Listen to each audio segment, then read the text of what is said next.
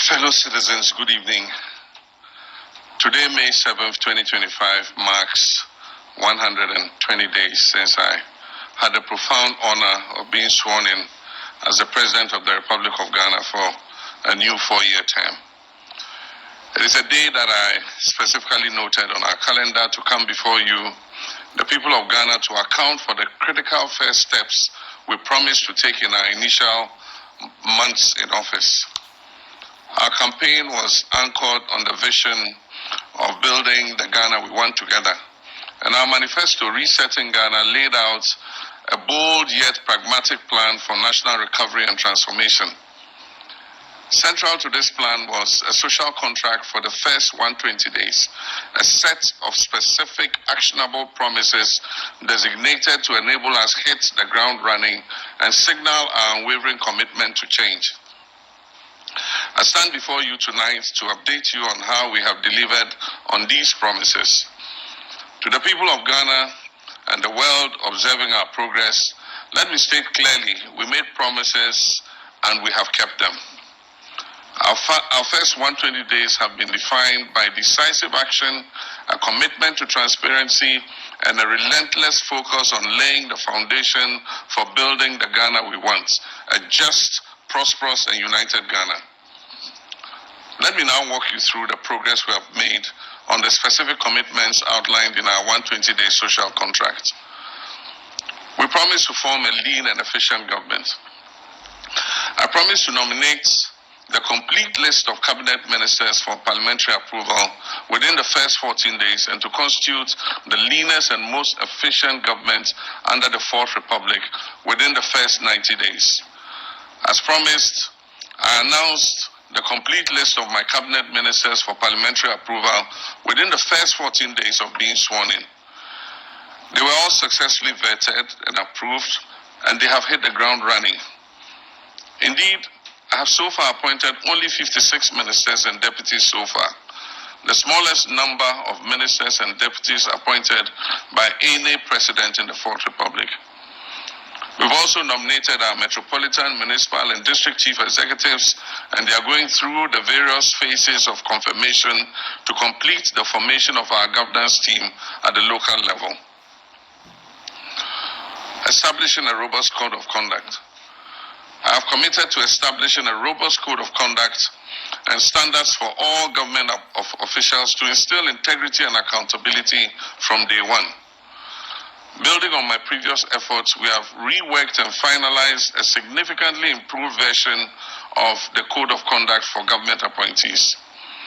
The comprehensive document launched last Monday addresses new areas including a prohibition on purchasing state property directly or indirectly, regulations regarding hampers, and clear monetary limits for official gifts.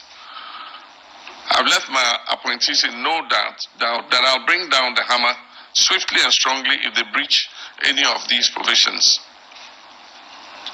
We promise to hold a national economic dialogue within the first 90 days to understand the state of our economy and build consensus on the way forward. On March 3rd and 4th, 2025, the government of Ghana convened the National Economic Dialogue at the Accra International Conference Center, bringing together partners including the private sector, civil society organizations, traditional authorities, and academia. The participants presented a comprehensive report with clear recommendations to restore macroeconomic stability and regain confidence in our economy. These included enhancing fiscal and monetary coordination, reviewing the foreign exchange regime, implementing major tax reforms, overhauling the public financial management system, reforming state-owned enterprises, strengthening expenditure controls, establishing a credible medium-term expenditure framework, promoting strict fiscal discipline on the part of government, and aggressively pursuing inclusive growth. The implementation of these recommendations has begun to yield results. The currency is becoming fairly stable, inflation is inching downwards, and we have reduced the excessive borrowing that had become the trademark of past governments.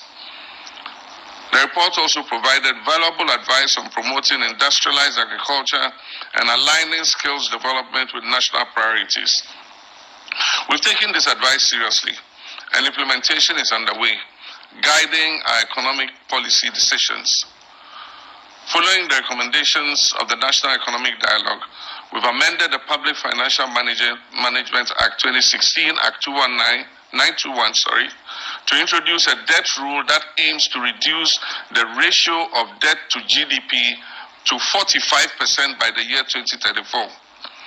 We've also established an operational rule to post an annual primary surplus of at least 1.5% of GDP on a commitment basis. The amendment also allows for the establishment of an independent fiscal council to monitor the government's adherence to the fiscal rules. This reform was executed in April 2025 before the September 2025 deadline under the IMF-supported program. What is also new about this law is the sanctions associated with breaches of the fiscal rules, which extend beyond just the Minister for Finance to include all ministers of state and heads of covered entities whose actions or inactions contribute to the fiscal slippages.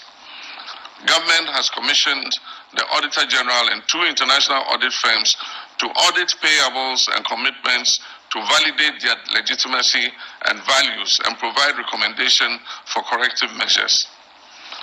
An amendment of the Public Procurement Act has also been passed, making the issuance of a commitment certificate by the Minister for Finance a prerequisite for all procurements funded by the central government.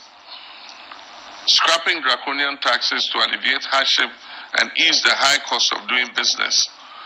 I promise to scrap the e-levy, the COVID levy, the 10% levy on bet winnings, and the emissions levy within my first 90 days in office. These tax expenditure measures were central to our 2025 budget statement. On April 2nd, 2025, I signed several bills into law, including the Electronic Transfer Levy e-levy repeal bill 2025, the emissions levy repeal bill, and the betting tax. We have delivered on 3 of these 4 specific tax repeals as promised. The COVID levy has intricate linkages to the existing IMF program. As a value-added tax, we have agreed with our multilateral partners to include it in our overall VAT rationalization exercise that is scheduled for September this year. We've significantly exceeded our 120-day promises regarding overall tax reform by enacting other critical bills such as the Value-Added Tax Amendment Bill, the Income Tax Amendment Bill, the removal of VAT on motor vehicles, the Public Financial Management Bill, the Growth and Sustainability Levy Act, the Earmarked Funds Capping and Realignment Bill, the Gold Board Bill, the Energy Sector Levy Bill, and the Petroleum Revenue Amendment Bill. This swift legislative action underscores our commitment to providing relief and creating a more favorable economic environment. Reviewing taxes on industrial and agricultural imports. We're committed to reviewing taxes and levies on vehicles and equipment imported for industrial and agricultural purposes within our first 90 days. My government has initiated the crucial review process. The results of this comprehensive review will guide policy decisions and be incorporated into the 2025 mid-year budget review and subsequently the 2026 budget, ensuring that we support these vital sectors effectively. Commencing the 24-hour economy policy. One of our signature policies for job creation and economic transformation is the 24-hour economy policy. We promise to commence drafting the needed legal amendments and prepare for its implementation within the first 120 days. The program is designed to drive structural transformation across our economy, built on pillars aimed at revamping key sectors such as agriculture, manufacturing, and tourism. The program rollout has commenced in earnest. The 24-hour Secretariat is collaborating with the Development Bank of Ghana and the Ghana Infrastructure Investment Fund to operationalize financing pillars for this program. Cabinet has approved amendments to the Ghana Investment Promotion Center Act and the Labour Act to include specific clauses regarding 24-hour operations. These amendments aim to enhance social protection, create an enabling environment for the 24-hour economy policy, and promote conducive business and labor relations. Already several businesses are lining up to sign on to this policy. Some tangible actions have also been taken. The Ghana Investment Promotion Center has launched 24-hour premium services to eliminate processing delays for investors. The Ministry of Foreign Affairs has launched a 24-hour passport service with the passport application headquarters operating 24/7. The DVLA used a 24-hour service to clear a long-standing 18 months backlog of licenses and will soon commission a new 24-hour service office at Adenta in Accra. The Youth Employment Agency is set to launch the Graduates in Corporate Support GRICS program, which will attach graduates to firms operating 24 hours a day. This program is targeting 20,000 graduates. The YEA is also partnering with security agencies, the fire, police, immigration services, to provide security for 24-hour firms and is working towards training and deploying 23,000 recruits for this purpose. Recognizing the need for robust security, the police service is establishing a 24-hour police unit to improve 9 patrols and utilize technology supported by nationwide sensitization. The Minister of Energy and Green Transition is engaging the PURC to set up smart metering with a time of use tariff, charging a lesser tariff during the off-peak hours, a direct incentive for enterprises on the 24-hour economy policy. The Minister of Finance and Presidential Advisor on the 24-hour economy policy is finalizing a list of incentives for businesses to sign up for the initiative. The Ghana Publishing Company Limited has also begun 24-hour printing operations.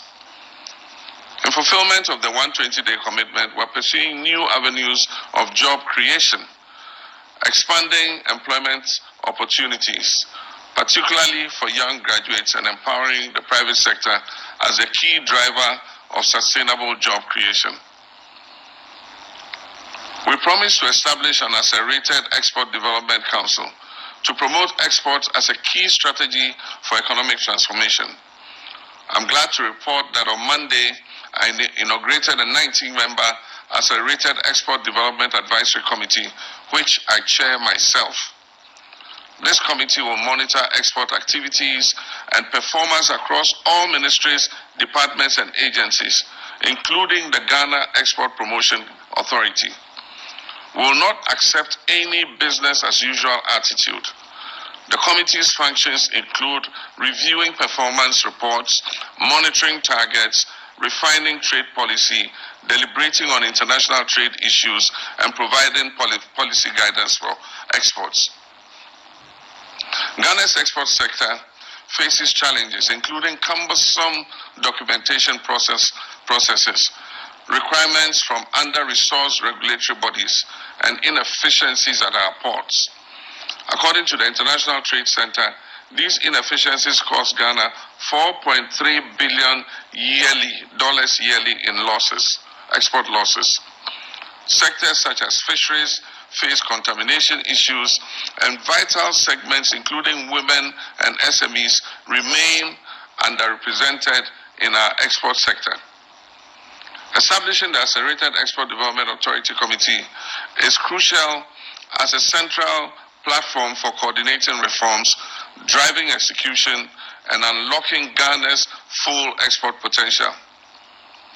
Under this Accelerated Exports Advisory Committee, our bold strategy to grow non-traditional export earnings by several multiples over the current $3.5 billion exported annually by at least 2028. The Africa Continental Free Trade Area offers an unprecedented opportunity, and we're positioning Ghana as a regional manufacturing and export hub. This year, we aim to triple the number of companies certified under the African Continental Free Trade Area Rules of Origin. We intend to scale up our export readiness, training for youth and women, and expand into new markets while consolidating our existing partnerships. Ghana will become a hub for products, digital services, knowledge exports, and our creative industries. Convening a national consultative conference on education. I promise to convene a national consultative conference on education to build consensus on the necessary improvements to our education sector. I'm glad to report that this promise has been fulfilled. Over 2,000 proposals were received, including a survey on free senior high school with 20,000 respondents. The report on the consultations will be ready by the end of May 2025 and will be made public. The extensive consultation was crucial to building a genuine national consensus for sustainable reform in our education sector. The no academic fee policy for all first-year students in public tertiary institutions was a key promise to ease burden on families and expand access to higher education. My government has taken concrete steps to implement this. 452,940,012 Ghana cedis has been allocated for the payment of academic facility user fees for 156,294 first-year students in public tertiary institutions for the 2025 academic year.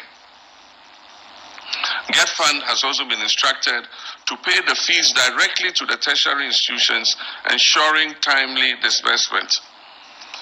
The No Fee Stress application portal has been developed and is now live for first-year students to register and authenticate their eligibility for this government funding. Introducing social interventions, free tertiary for persons with disability, and Mahama Cares program. We're committed to introducing vital social interventions like the free tertiary education for persons with disability and the Ghana Medical Trust, otherwise called Mahama Cares. For free tertiary education for persons with disabilities, budget allocation for beneficiary students has been captured in the 2025 budget statement. The Minister for Education has made relevant data available for Get Fund so that it can prepare for the payments for this 2025-2026 academic year. The Ghana Medical Trust Fund is a bold national policy that provides direct financial support to Ghanaians who are suffering from chronic diseases that are not fully covered by our national health insurance scheme. It serves as a lifeline for chronic disease care.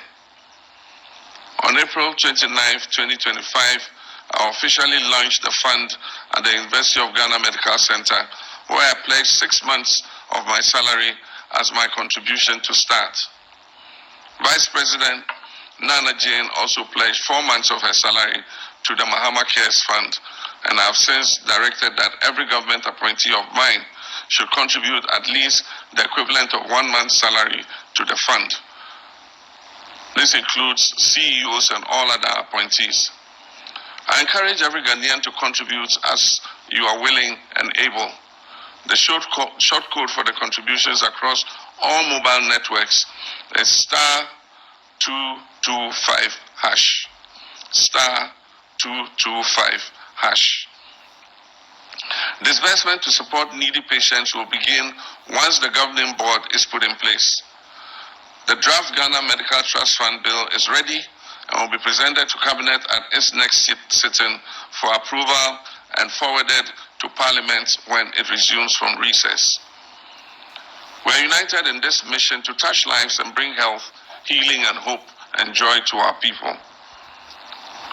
To improve menstrual hygiene, management, and remove barriers to education, I promise to reintroduce the distribution of free sanitary pads to female students in primary and secondary schools. The 2025 budget statement allocated 292,400,000 Ghana cedis for this commitment, and I launched this initiative on the 24th of April 2025.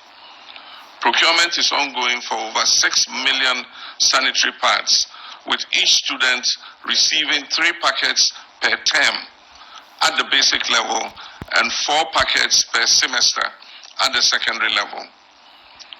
Distribution will be done through the Ghana Education Service structure to all 261 districts, ensuring that no beneficiary is left out. The distribution will be accompanied by health education. A cornerstone of our commitment to good governance and accountability is tackling corruption and eliminating waste.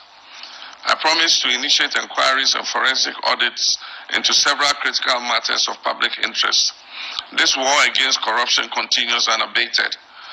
The Minister for Health is reviewing the Auditor General's report on the COVID-19 expenditures.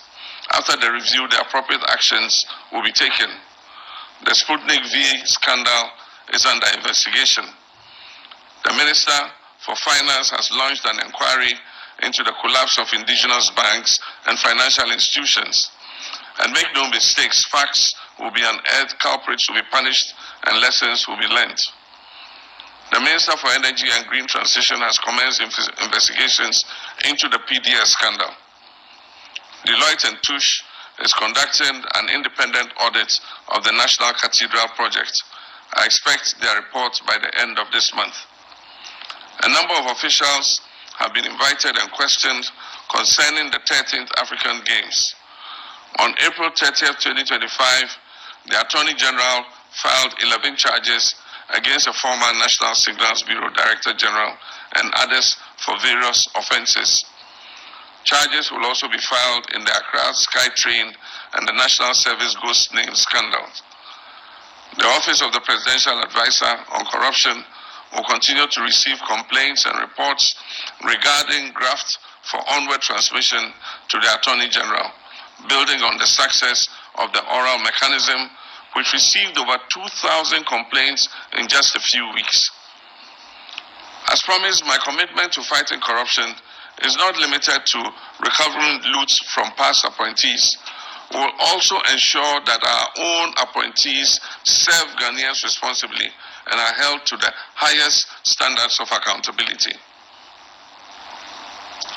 To reinforce public trust and ensure equitable access to state resources, I pledge to implement a government policy prohibiting political appointees from purchasing state assets. Reports of former officials acquiring public properties after regime changes have eroded public trust, particularly the alarming surge under the previous administration. In response, our policy prohibits all political appointees, their assigns, and closely associated persons from purchasing state assets. Section 5B of the Code of Conduct provides a clear sanction: immediate termination of appointment if an appointee is found to be in the process or has purchased any state asset directly or indirectly. Allocating seed money for the Women's Development Bank. We promise to allocate seed money to establish the Women's Development Bank to empower women entrepreneurs and promote economic inclusion. Accordingly, 51,300,000 Ghana cedis was allocated in the 2025 budget for this purpose. We're finalizing the working structures of the Women's Development Bank, and details will be made public soon. Priority job creation programs. Job creation is a top priority for my administration. We promise to launch the Ejumara National Apprenticeship and 1 million coders program in the first budget. These programs are designed to stimulate youth employment, entrepreneurship, and innovation. The Ejumara program has been launched to train and support 10,000 youth-owned businesses annually, and budgetary allocation has been made for that. 2,000 viable businesses will receive funding based on scalability and the potential to create jobs. This program targets Ghanaian-owned youth-led businesses across all educational backgrounds, with specific directives to allow access for women and persons with disability, unemployed, and out-of-school youth and our vulnerable populations. Under the National Apprenticeship Program, the goal is to provide vocational training for more than 500,000 young Ghanaians over the next 5 years, beginning with an initial 10,000 apprentices. The beneficiaries will receive training in high-demand sectors. They will receive stipends and starter toolkits and certification at the end of their training. A dual apprenticeship model blending classroom instructions with hands-on training will be used. I've directed the prioritization of women. At least 45% of apprentices must be women, and persons with disability, at least 5% of trainees must be persons with disability and marginalized groups. The 1 Million Coders program is a cardinal initiative for a digitally inclusive, data-driven economy. 1 million young Ghanaians will be trained in digital skills for the business process outsourcing and KPO sectors. The pilot training began in the Greater Accra, Ashanti, Bono, and Upper East regions. The technology sector is a key pillar of Ghana's economic reset, and we're taking bold steps to equip our youth to be the future of work. Commence review of Customs Amendment Act 2020. To rescue the local automotive repair industry, we promise to begin the review of the Customs Amendment Act 2020 to remove the law banning the importation of salvage vehicles. The Minister for Trade and Agribusiness has extensively engaged relevant stakeholders, including new and second-hand car dealers and assemblers. A report has been forwarded to the Ministry of Finance, where a draft bill is being prepared for Parliament. To ensure fairness and transparency and eliminate political patronage and corruption in awarding government scholarships, we promise to lay before Parliament a new bill to streamline administration and prohibit political appointees from accessing government scholarships.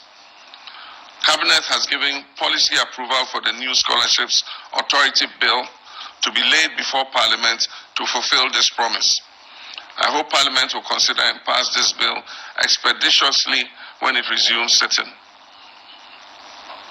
This bill will establish the Ghana Scholarships Authority, a fair and transparent system focused on needy and deserving students and national development priority areas. Protecting our environment, especially from the threat of illegal mining, has been a strong commitment. We promise to ban illegal and new mining activities in forest reserves and roll out our Tree for Life and Blue Water initiatives to heal and sustainably harness our environment. In the first 120 days, we've taken decisive action through a 5-pronged strategy to overhaul and sanitize the mining sector.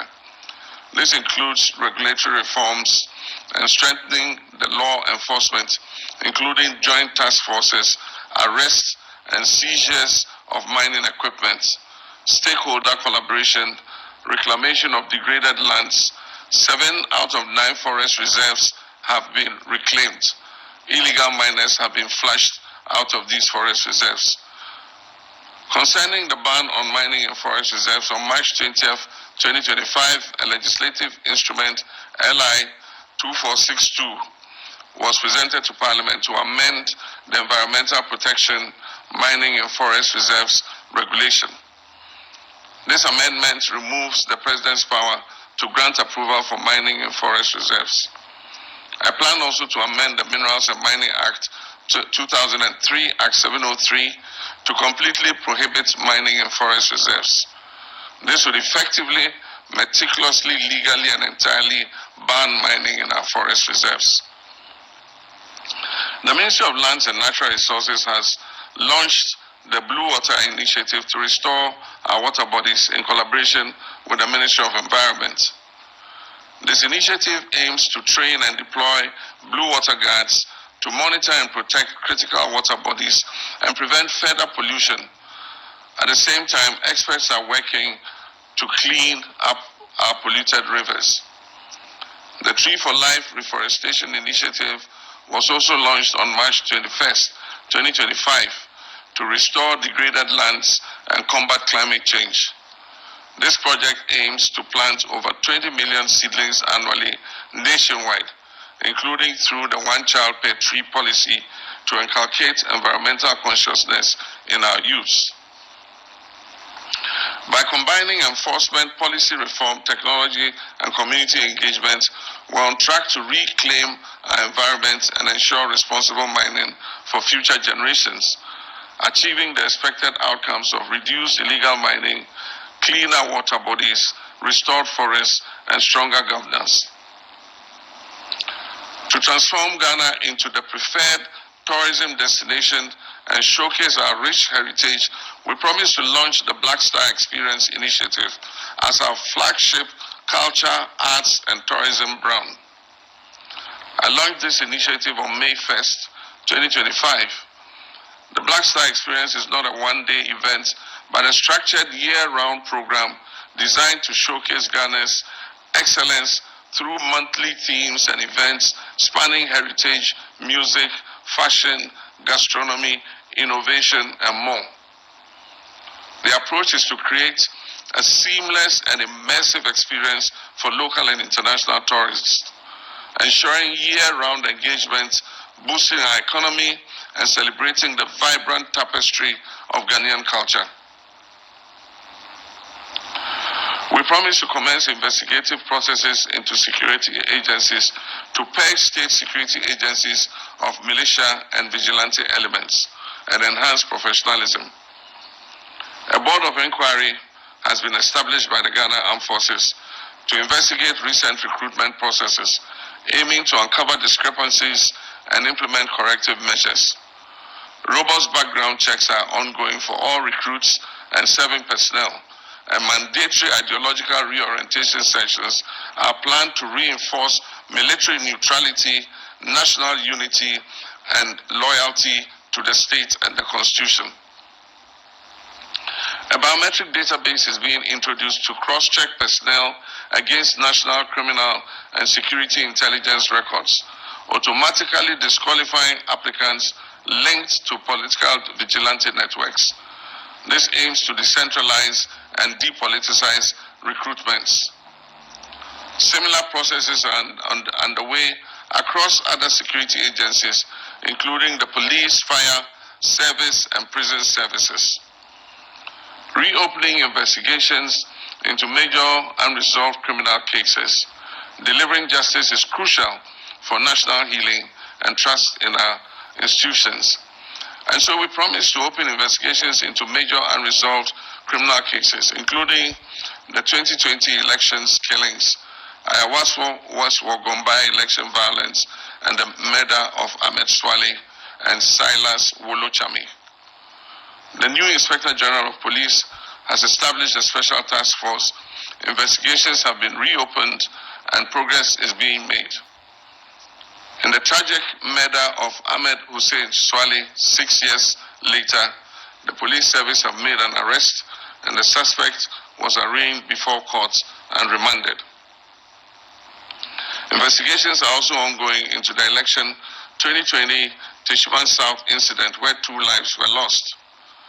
In Ododo, where 2 persons died, 3 individuals have been charged with conspiracy and murder and committed for trial at the High Court. In Ablikuma Central, where a military officer is alleged to have caused a death, the scene has been revisited and a request was made to the Chief of Army Staff for the release of the personnel involved to assist in investigations. For the tragic death of Silas Wolochami in Banda, the Attorney General's office under the previous administration had advised against prosecution due to lack of evidence. but I'm pleased to report that we have reopened the case based on actionable intelligence. In Doma West, where Kofi Robert died, one person has been charged and is standing trial, while the other suspect is at large and is being pursued. In Sablugu, where Zakaria Samira, a 16-year-old, died from a gunshot, efforts are still being made to find the assailant, despite a lack of cooperation from witnesses. And concerning the January 31st, 2019, Ayawaso West Wogombai election violence, where 18 persons suffered injury from individuals later identified as national security operatives, we will not let that matter die without justice being served to the victims. ASP Azugo, who was deeply involved in the violence and atrocities on the day, is currently cooperating with the National Investigations Bureau to identify, arrest, and prosecute all those who were involved in the violence. With respect to cases from the 2024 election violence that resulted in tragic deaths in constituencies like Tolong, Damango, Autusenya East, Nkranza South, Ofinso North, and Ahafua North Southwest, the cases are being investigated by the Special Task Force. These are senseless deaths that should never again happen in our nation. Elections are to choose leaders, not to murder our citizens. We are committed to ensuring accountability for political violence so that it will not happen again. The Attorney General is working on a report for Cabinet to recommend appropriate compensation for victims and families involved in these unlawful incidents. Ladies and gentlemen, we promise to initiate a probe into the VRA Akosombo Bond Dam spillage to address the man-made disaster caused by the VRA spillage and prevent future occurrences. We promise to initiate a probe and take steps to compensate the victims. So, this administration set up a committee chaired by Engineer Kek Kofi, a former VRA chief executive.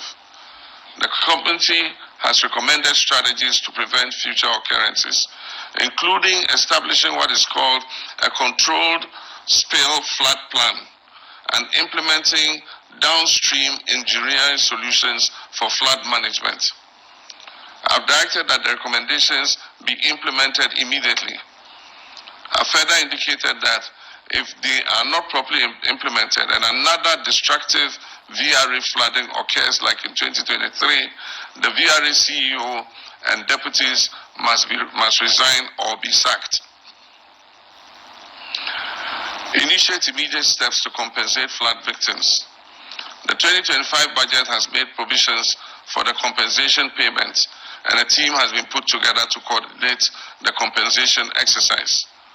I call on the chiefs and people of the affected areas to facilitate the smooth and peaceful execution of this compensation exercise. We promise to shake up and realign state-owned enterprises to enhance their profitability and their value. On March 13, 2025, I hosted a high-level meeting of CEOs under the State Interest and Governance Authority, SIGA, to underscore the critical importance of reforms. We are implementing an enhanced performance management system with clear targets, monitoring financial and operational performance, and promoting good governance in these institutions. A deep dive study is underway to uncover the root causes of challenges and provide insights for targeted strategies to foster innovation and adaptability. My vision is clear: to transform the SOEs into robust pillars of economic growth. This may involve shutting down some of them or merging some of them together. SIGA is facilitating discussions to revive the produce buying company, deliberating with the Ghana Stock Exchange about the potential listing of at least 10 of the SOEs on the stock exchange, and encouraging them to prioritize dividend payments as their primary objective this year. My fellow citizens, this has been a comprehensive account of our actions in the first 120 days of my administration. We laid out a social contract with you, the people of Ghana, with specific promises for this critical initial period. Tonight, I'm pleased to report to you that we have fulfilled these promises. From forming a lean government and establishing a robust code of conduct to taking decisive action to scrap burdensome taxes, initiating inquiries into past wrongdoings, launching major job creation programs, tackling illegal mining, reviving our environment, promoting our tourism and export sector, streamlining scholarships, supporting vulnerable populations, and holding our security agencies accountable. The foundation for resetting Ghana and building the Ghana we want together is being laid with speed and determination. These actions are not merely check boxes on a list. They signify a fundamental shift in how government operates, with transparency, accountability, efficiency, and a profound sense of urgency for the well-being of every Ghanaian. Fellow citizens, I take my promises seriously, and my word is my bond. Although we've established a solid foundation in this first 120 days, considerable work remains on the journey to realize the Ghana we all want together. This journey requires the collective effort of all of us, and I'm profoundly grateful for the mandate you have given me and my government to lead this nation. Your trust is our most valued asset, and we'll continue to work tirelessly to deserve that trust. And so I call upon every Ghanaian in every city, town, and village, in every sector of our economy, across every political divide, to join hands with us. Let us continue to work hard together, united by one purpose and a shared vision, to overcome the challenges and build a brighter, more prosperous future for our beloved nation. I thank you for receiving me in your homes. I thank you for your attention this evening. May God bless you all, and may God bless our homeland, Ghana. All right, Abusia for K-Lover Media, Lovers TV Africa, Suni. And watch the link and subscribe. Or me in comment section or Wadaroma. Omampini John Dramani Mahama, 7th December. And Ghana for Etwaba a year on the 7th January 2025. And I swear in as president. And then the 7th day of May 2025. Now 120 days in office as president. Now so I counted to Ghanaians. You what me aye and then near away nim inti your person what no I don't know what no me pacho bit me I'm man mark o mark na man maximum o mark na o be mark ni saying over 100 yending komo ha o comment section o man penny John Dramani Mahama why dear 120 days in office as president. Wanya dia mau bebacho drop all comments. K-Lover Media, Lovers TV Africa. Thanks for watching.